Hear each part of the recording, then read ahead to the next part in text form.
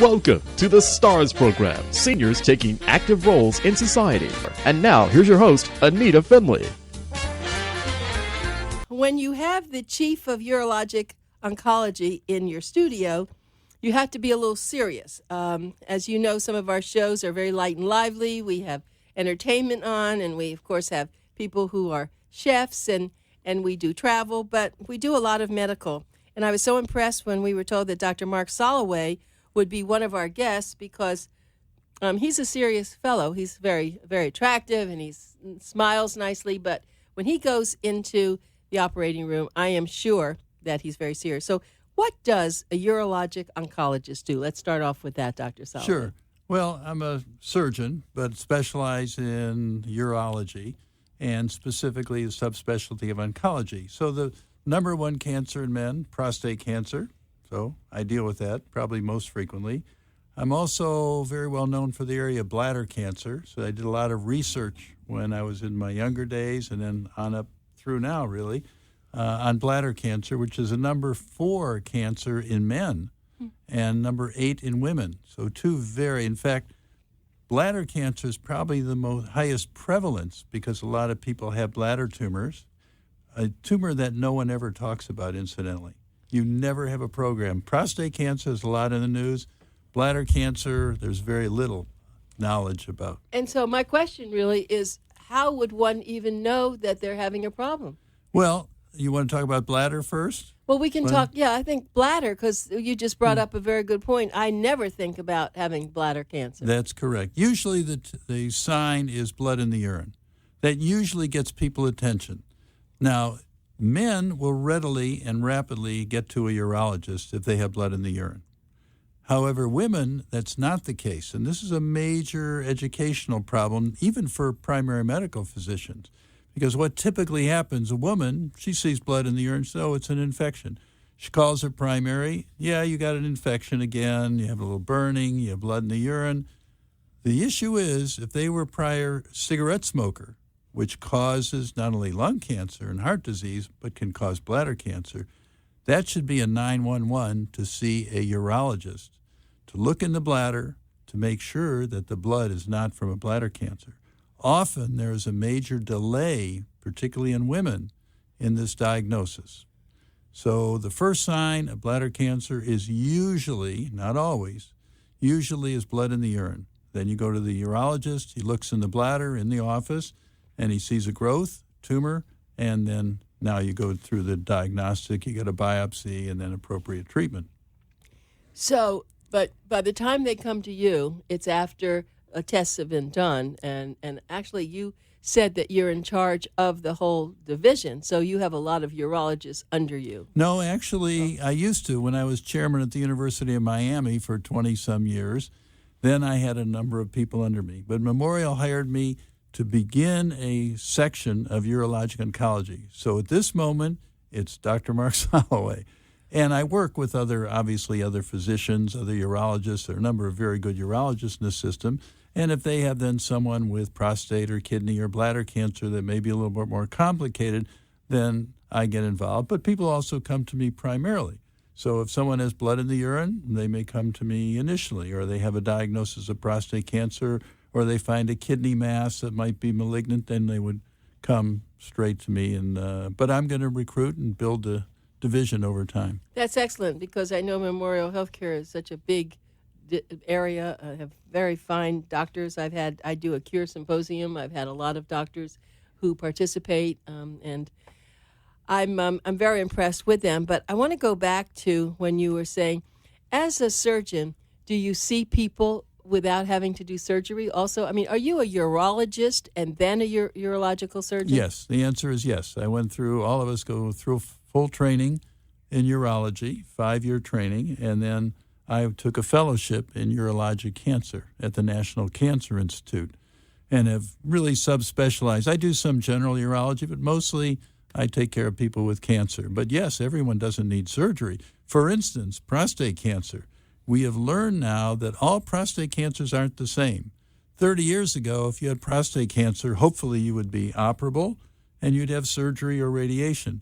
But we've now learned that a high percentage of men with prostate cancer If they have very low-grade prostate cancer and only a small amount of cancer, which we, through a variety of means, can determine, they don't need any treatment. I have a gentleman diagnosed in 1992, almost when I first came to Miami, had a small amount of prostate cancer. It's now 23, 24 years later. He's 97 years old. He lives in your listening area, and he has never had any treatment for prostate cancer. That's a great story. And so people have said, or the doctors will say, well, what do you want to do? Should we treat it? Should we let it alone? A lot of elder gentlemen just say, well, let's do nothing. Correct. But this gentleman wasn't so young he wasn't so old at the time, and he decided that you all would probably Well, we decided together. So right. by looking at the blood counts, the PSA, prostate-specific antigen, which you may be familiar with, all men should be getting on a regular basis, and then the biopsy information, and then the key thing is the grade of the cancer and the number of biopsies that are positive. If all of that looks very favorable, minimal amount of cancer, then we do what's called active surveillance. Watch these men every 4 months, get a blood test, feel their prostate, and maybe a periodic biopsy. And if all of that looks very stable, nothing's changing, in my practice and in my studies, about a third of these men will have treatment over time, but 2/3 will not. And then you save them from the side effects of treatment. And, of course, recently we heard, and with other kinds of tests, that PSAs aren't necessary. Now, I've urged my husband to have a PSA. I don't care. How do you feel about this? Well, there was an editorial just this week, I think Sunday or Monday in the New York Times, that addressed this. And I actually have a handout that I give to my patients. Taking away PSA is like throwing the baby out with the bathwater. It really is. I go back before the PSA era. And at that time, men with prostate cancer came in fairly late and very infrequently were curable. If you wait for symptoms, it's too late. On the other hand, there has been a lot of over-treatment of these men I just told you who don't need any treatment. What we have to do, I think we should make the diagnosis early. Like with any cancer, it's helpful. The key is, this is not like pancreatic cancer, lung cancer, cancers that everyone needs treatment. You hope you can cure them. What we have learned with prostate cancer, unfortunately, we don't have a better term for these little cancers that don't grow. We've thought maybe there's a term that won't say cancer, and then people understand. So we still have to call it prostate cancer. We'll call it benignes. Well, yes, that's what we should be able to do. Cookies, but okay. We haven't been able to be smart enough to figure that out. And the other aspect is you can't be 100% sure. But with follow-up, with the blood tests, with the exams, with the rebiopsies, I have over 300 men with prostate cancer that I have diagnosed and followed, and not a single one has died of prostate cancer. Now, this is now over as long as 20 years. Without having operations? Without having surgery, radiation. No, a third of them do have treatment. Okay. But the point is, in the entire group, not a single man has died of prostate cancer. So I can tell someone, if we follow you carefully, then, and all urologists can do this. This is not just me, and the literature is now, but I was one of the first ones to say, we don't need to treat everyone. On the other hand, those with high grade, we need to treat appropriately and aggressively. I love this conversation, and I guess you are well recognized. You showed me a beautiful medal you just got. Why don't you tell us all about that? That's pretty exciting. Is that a common medal for a lot of people get that, or it's rare? No, it's pretty uncommon. The British Association of Urologic Surgeons, for the past 15 years, I believe, have given one urologist anywhere in the world outside of the UK, United Kingdom, they award this medal to. So I just got back from England, Manchester, England, where their national meeting and a big dinner and went up. And it's like for us winning, really, for me, the Nobel Prize, an Oscar. It's the culmination of, it's just hard to believe that you're one of, they could have picked anyone in the world, and I was fortunate enough. You seem to be very humble, so you have to answer this truthfully, though. I know you don't want to, but please, what have you done why have you received this kind of recognition? It's not because I'm just such a nice guy. Well, I was really lucky. Like life is turn of events, right place, right time. And when I went to the National Cancer Institute, actually before my residency in urology, and I could pick any project. And I decided, by chance, I had to do 1 year of research and then 1 year in the operating room. And I found a way I can give mice bladder cancer by feeding them a carcinogen. So it's like people smoking cigarettes and they get bladder cancer. The mice, most of them got bladder tumors. And once they had the bladder tumors, I said, okay, now these mice are running on bladder tumors. How can I treat them? And there was a drug that was just being developed called cisplatin. And I said, okay, I'm going to try this on the mice, give it into the systemic system like you would give chemotherapy now. Sure enough, it worked. And I presented that somewhere, and at first they thought no one would ever get this drug. Well, today it is still, all of these years later, it is still the best drug. Now, I didn't discover the drug, but I was the first one to say this works for bladder cancer. And Hubert Humphrey, who you may remember, he had bladder cancer, and he actually died of bladder cancer. And he was one of the first people to receive this drug, which allowed him to live longer. And then I went on to do work with it clinically, and then I continued to be interested in bladder cancer and then prostate, et cetera. So I've written about 540 articles over the years. Okay, so, I got it now. That's super that you found something that was unique in your profession. Yeah, and I would say. That's very exciting. So now, let's move even further back. So now you're in school, high school, and what made you decide to become first a physician and then go into surgeon? Well, the physician is easy. My dad was a OBGYN in Cleveland, Ohio. My mother was a nurse, and people loved my dad, and these women would hug him and say, oh, you delivered my kids. And I would go to the right. And I said, boy, if I can do that. And I had one of the greatest schools, the Case Western Reserve Medical School in Cleveland, so I always wanted to be a doctor. That was easy. And then? Well, then urology. And why urology? Because you can define, only urologists can look in the bladder. They have special instruments, so it's a unique specialty. You don't tramp on anyone's toes, and no one is going to do what you do. And most of the people, you have a good story. We don't have any horrible cancers. I almost became a neurosurgeon. But to do a great operation and the patient can't move their arm or leg, and at that time it was much more depressing than it is now. Okay, but tell us a little bit about the changes then when you first started as a surgeon, and you said you could see inside the bladder, but now I would think with robots and other kinds of technology. Well, the robot is a little bit of, to me, a gimmick. It's good. It certainly minimizes the incision, and the aftercare can be a lot quicker rehabilitation for some diseases. But we've come a long way, mostly in the understanding of diseases. I just told you, PSA and prostate cancer is a great story. The death rate from prostate cancer has decreased. Bladder cancer, with this drug cisplatin, people can live longer. We have learned to put like BCG medicines in the bladder to prevent tumors from recurring, stopping people from smoking. We're not perfect about that, that's for sure. So we have slowly improved. The taking out kidneys now are much safer than it used to be for cancer. A lot of them we can just take out, learn to do very nicely, just remove the tumor and leave the rest of the kidney. Until about 15 years ago, when you had a kidney tumor, you took out the kidney. Now, most of the kidneys can stay and just take out the tumor. So I'm just giving you very quickly some of the changes that have occurred over time. Medicine's improved dramatically. Yeah, thank you. I think that's what people have been hoping for. And, of course, there are so many clinical trials going on now for so many things. Are they still going on in your field? What's being done in your field? Well, let's take prostate. I think still the big issue is who to operate and minimize the complications of surgery, or radiation has gotten much safer over time. So those are good advances. So we still have to treat some people, but the side effects are far fewer. The main one with men in prostate cancer is going to continue to be sexual. If you have radiation or your prostate removed, there's a high likelihood that will be impacted. But other than that, urinary control was a problem, almost a thing of the past for the great majority of people seeing a good surgeon.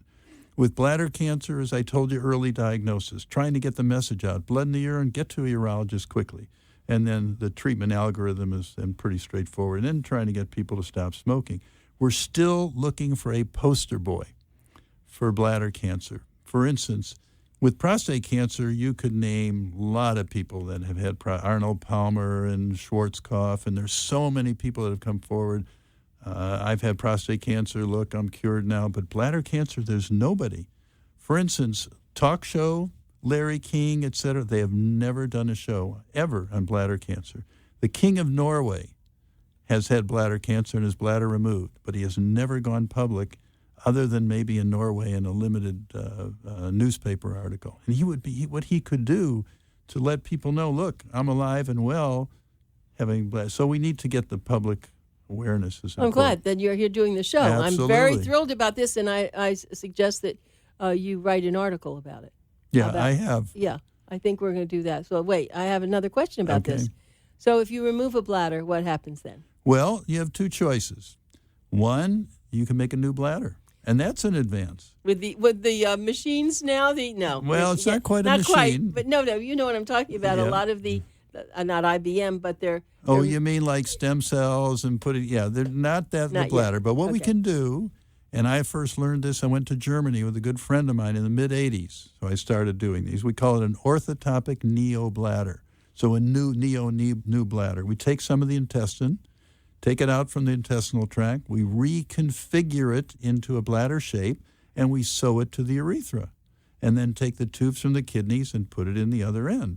And people can urinate just very well, and it's amazing. So that's a big contribution. Now, it's not for everybody, and I won't go into the long discussion. When it works, it's fantastic.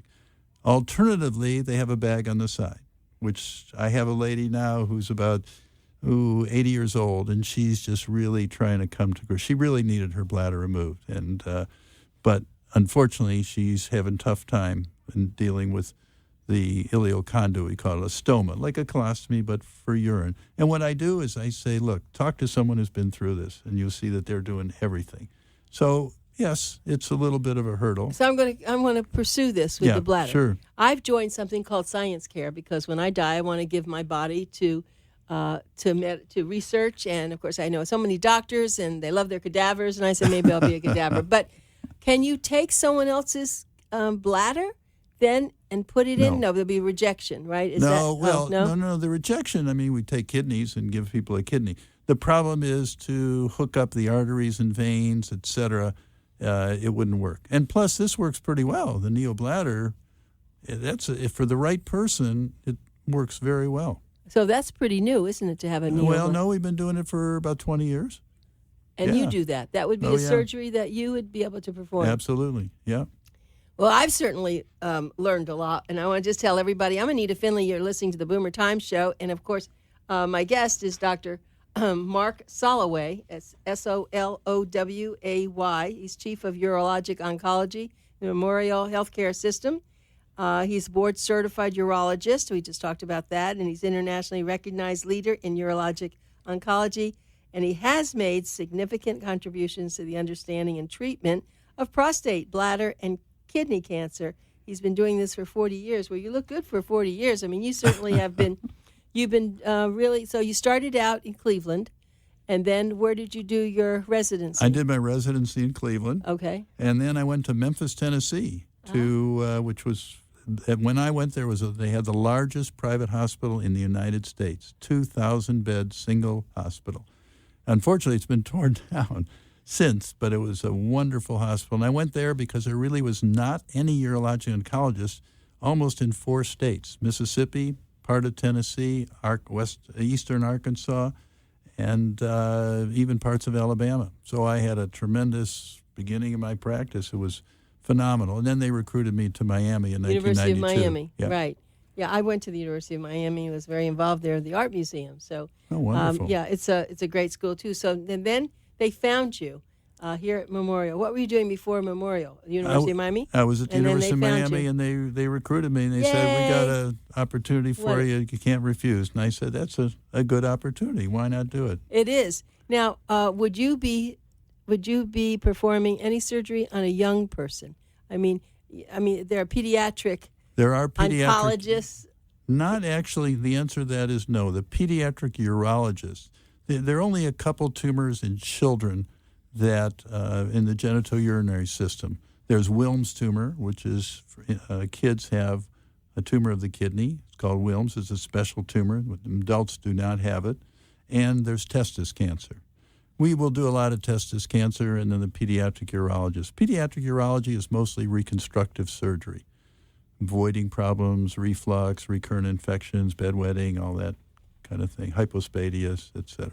So there's not much cancer, fortunately, in kids in the urologic tract. So if someone wants to find you, I'm going to tell you. Now, you're actually in Aventura and Boca? Exactly, yep. So if my husband's looking for a great urologist, can he speak to you? Absolutely. Happy to see him, sure. Well, you can count on it. All right. You can count on it. Bill, you don't know, but I'm going to get you over there because we have been talking about that. And so it was very fortuitous that you came in here because I thought I was really talking to just a urologic surgeon. I didn't know that. Yeah, that's right. So you will take care of any problem. Well, as a urologist. In a male, the answer is I take care of most of them. I don't do stone disease, and I don't do prostatitis or women's voiding problems, but most of the other stuff, yes. Great. Well, we're going to get you some business here. So let me give you a phone number. If you're interested, get your pencils out. Remember, this is Pencil Talk Radio. Phone number is 305-682-2580. Again, that's 305-682-2580. It's Dr. Mark Soloway. And I'm very happy to have had Dr. Soloway here. And I look forward to seeing you again. And we'll get an article about the bladder cancer or dealing with bladder, because what you've told me is very new stuff. And I think we want to make sure that people don't wind up with bladder cancer. And if they do, that they see you. Absolutely. Enjoyed it very much. Thank you very much, Dr. Soloway. Yes, good to meet you also.